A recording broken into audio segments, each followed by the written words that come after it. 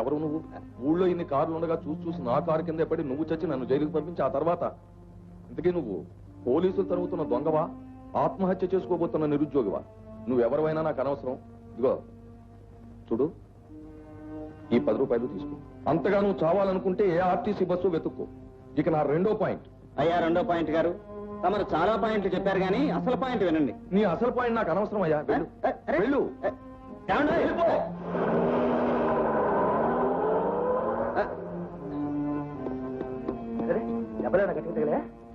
లేదులేండి. అరే లేదంటే రక్తం వస్తుంటాను, రా కట్టుకడతాను. సందేహించకయ్యా, నేను డాక్టర్ని, అదే నా డిస్పెన్సరీ. ఒక చిన్న బ్యాండేడ్ వేస్తే అదే సర్దుకుపోతుంది. Nothing to worry. Come on come on, please seated. నీ పేరేంటి బాబు? సూర్యం అండి. ఏం చేస్తుంటావు? ప్రస్తుతానికి నిరుద్యోగిని.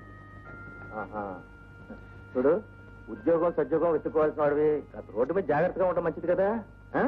Of course in this case the driver is to be blamed అనుకో, కానీ రోడ్డు మీద మన జాగ్రత్తలో మనం కూడా ఉంటే మంచిది.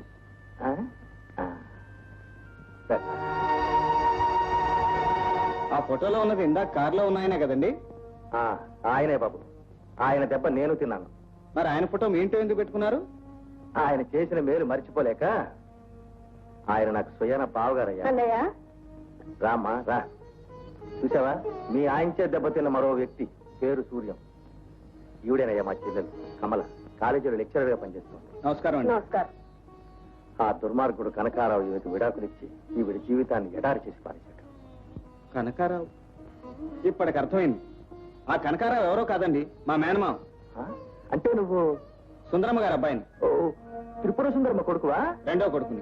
మీ అమ్మ నాన్న బాగున్నారా బాబు? బానే ఉన్నారండి. చాలా సంతోషంగా ఉందయ్యా మనం ఇలా కలుసుకోవడం. అసలు ఆ కనకారావు ఎందుకు విడాకులు ఇచ్చాడో నేను తెలుసుకోవచ్చా? ఇది 15 సంవత్సరాల క్రితం సంగతి బాబు. అప్పుడు మా కమల కలకలలాడుతూ, ఎప్పుడు నవ్వుతూ నవ్విస్తూ అందరితో ఎంతో చనువుగా మెసిలేది.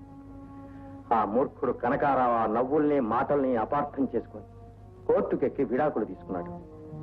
ఒక్కగానొక్క బిడ్డ సుశీలను కూడా ఈమె నుంచి వేరు చేసి మాతృహృదయాన్ని గాయపరిచాడు. ఆ రోజు సుశీల బర్త్డే పార్టీ జరుగుతోంది. Happy birthday baby. నమస్తే. నమస్కారం అండి.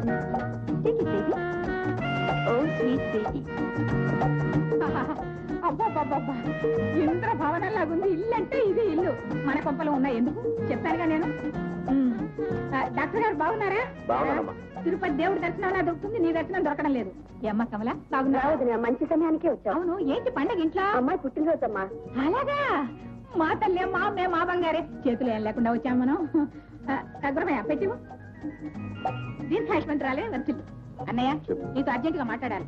అందుకే అప్పారావు కూడా తీసుకు. అలాగే మాట్లాడదామమ్మా, ముందు పండగ కానీ. అమ్మమ్మమ్మ, మళ్ళీ నీకు తీరు దొరకదు. నేను నమ్మడానికి లేదు. అర్జెంట్ గా మాట్లాడాలి, చాలా ముఖ్యమైన విషయం. అప్పు త్వరగా. అలాగే బాబు గారు. అన్నయ్య, అదే నేను ఆస్తి విషయం మాట్లాడతాను. మన ఆస్తి అదేమిటన్నయ్యా, మన ముగ్గురం ఒక తల్లి పిల్లలం కాకపోయినా మన తల్లుల ముగ్గురు ఒక తల్లి పిల్లలే గనక అక్కయ్య వాళ్ళ అమ్మకున్న అంత ఆస్తి, సరే మా అమ్మకున్న కాస్త కూస్త ఆస్తి, పెద్దమ్మ కొడుకు కదా నీ చేతుల్లో పెట్టి పెత్తనం నిన్ను చూడమంటే ఏ ఆస్తి అంటే కదా. దేనికైనా సమయం సందర్భం అంటూ ఒకటి ఉంటుంది. ఈ మాట ఎన్నిసార్లు చెప్పావు? చెప్పు, నీకే న్యాయంగా ఉందా? సరే, నేను మాట చెప్తాను, వినండి. వింటాను. ఇక నా రెండో పాయింట్. గారు గెస్ట్ అంతా వచ్చేస్తున్నా. రెండో పాయింట్ అన్నాడు, మొదటి పాయింటే చెప్పకుండా పోతున్నాడే. అక్కయ్య, ఈ అన్నయ్య గారి కడుపులో ఏదో దురుద్దేశం ఉంది. ఉంటుందిరా, ఉంటుంది. వీడెక్కడికి పోతాడ్రా? నా పేరేమిటో నీకు తెలుసురా? త్రిపుర సుందరమ్మ. వీడి విషయంలో మహాత్రిపుర సుందరమ్మ అవుతాను. మన ఆస్తి తీసుకుని మనకి చిల్లి రవ్వ కూడా ఇవ్వకుండా ఇంద్రభవనం లాంటి ఇల్లు కట్టి కులుకుతాడా అంట. మీరు బాగున్నారా? కమలా, బాగున్నాను. చాలా రోజులైంది మిమ్మల్ని చూసి. కమలా, వస్తున్నానండి. మీరు ఇప్పుడు ఎక్కడ ఉంటున్నారు? ఇప్పుడు ఈ ఊళ్ళోనే. అంటే అదే కాలనీలోనా? వస్తున్నానండి. మా ఇంటికి మీరు తప్పకుండా వస్తారు, రావాలి. కమలా, ఏంటన్నాయా? ఏంటి బర్త్డే కేక్ కట్ చేయడం రెడీ చేసి పెడితే మీ ఆయనేమో మొహం ముడుచుకెళ్తున్నాడు. వెళ్ళి పిలుచురా. ఏరా రాజే.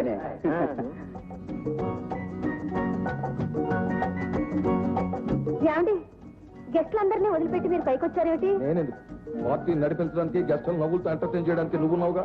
ఏమిటండి మీరు అనేది? ఏముంటుందమ్మా, పరాయి మగ వాళ్లతో ఇకలు పకపకలు చూసి బంధువుల మాకే ఒళ్ళు మండుతుంటే కట్టుకున్న మగుడు పాపం ఎట్టా ఉంటుంది? ఏమిటయ్యా నువ్వు మాట్లాడేది? అసలు ఆ రాజేష్ పార్టీకి ఎందుకు పిలిచినట్టు? నన్ను ఇన్సల్ట్ చేయడానికేగా. అదేమిటి బాబు గారు, రాజేష్ మాతో చిన్నప్పటి నుంచి ఒకటిగా పెరిగినవాడు. పైగా ఇంటికి వచ్చిన అతిథులతో కాస్త నవ్వుతూ మాట్లాడితే తప్ప? దామోదరం, మాది కట్టుబాట్లతో పెరిగిన సాంప్రదాయమైన కుటుంబం. మా ఇళ్లలో ఆడవాళ్ళు నలుగురిలో తలెత్తుకు తిరగడానికే సిగ్గుపడతారు. మరి ఈ ఇంట్లో అదేమిటో? మా ఇంట్లో ఆడవాళ్ళకి 10 మందిలో తలంతుకు తిరగాల్సిన కర్మ ఇంతవరకు పట్టలేదు. బావగారు, మా కమల కాలేజీలో చదువుకున్న పిల్ల, సంస్కారం కలదు.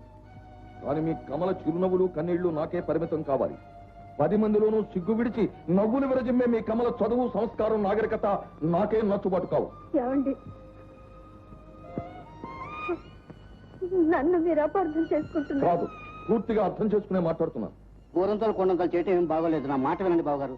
బావగారు, స్త్రీకి కూడా పురుషుడితో పాటు స్వేచ్ఛా స్వాతంత్రాలు ఉండాలనే ఆదర్శంతో మా నాన్నగారు కమలను పెంచారు. ఇప్పుడు ఈ కమల మీ నాన్నగారు కూతురు కాదు, ఈ కనకారావు భార్య. పైగా స్త్రీకి స్వేచ్ఛా స్వాతంత్రాలు ఉండడం అనర్థమని ఆది నుంచి నేను నమ్ముతున్నాను. ఇక నా రెండో పాయింట్, ఇదే విషయం కమలతో 1,00,000 సార్లు చెప్పాను, అయినా లక్ష్య పెట్టలేదు. ఏమండి తెలిసి నేనే తప్పు చేయలేదు. తెలియక మీ మనసు నొప్పించంటే నన్ను క్షమించండి. భార్యాభర్తల మధ్య అభిప్రాయ భేదాలు వచ్చాక ఇక ఆ సంసారంలో కల్లోలమే తప్ప మనశ్శాంతి ఉండదు. బావగారు, క్షమించమనంత ప్రాధాన్యపట్టు కూర్చోవడం బాగలేదు. దీనికి పర్యవసానం ఏమిటి? కోర్టులో చెప్తారు. వాది ప్రతివాదులైన కలువకొలను కనకారావు, సదరు వాది ధర్మపత్ని అయిన కమలమ్మ మనస్పర్ధల కారణంగా 2 సంవత్సరాలు విడిపోయి ఉండటం వల్లను వాది ప్రతివాదులు అంగీకరించడం చేతను సదరు విడాకులను ఆమోదించడం జరిగింది.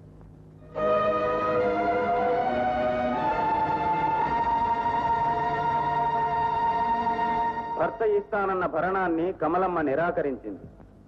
వారిద్దరికీ కలిగిన 5 ఏండ్ల బిడ్డ సుశీలను జాగ్రత్తగా పెంచి పోషించగలరనే నమ్మకంతో వాది అభ్యర్థన మేరకు శ్రీమంతుడైన కనకారావు గారికి అప్పగించవలసిందిగా నిర్ణయించడమైంది. మా కమల దురదృష్టం, ఆ కోర్టు తీర్పు కూడా కనకారావుకు అనుకూలంగానే జరిగింది. భర్తకు దూరమైన భార్యగా, బిడ్డకు దూరమైన తల్లిగా ప్రతి క్షణం బాధపడుతూ ఉంటే చూడలేక నేనే కాలక్షేపం కోసం లెక్చరర్ పని చేయమన్నా. నా కోసం నేను బాధపడ్డం లేదు, కానీ అన్యం పుణ్యం తెలియని నా సుశీల ఆ భవనంలో బందీగా తయారైంది. అంటే ఏముంది, కూతుర్ని ప్రపంచం అంటే ఏమిటో తెలియకుండా పెంచుతున్నాడు. ఇప్పుడు సుశీల 18 ఏళ్ల పడుచు పిల్ల కాదు, ప్రాణం ఉన్న కీలు బొమ్మ. సుశీల్ నా చెర నుంచి విడిపించి మీ దగ్గరికి నేను చేరుస్తాను. అదంత సులభం కాదు బాబు. సులభం కాదు కాబట్టే నేను రంగంలోకి దిగుతున్నాను. ఇప్పుడు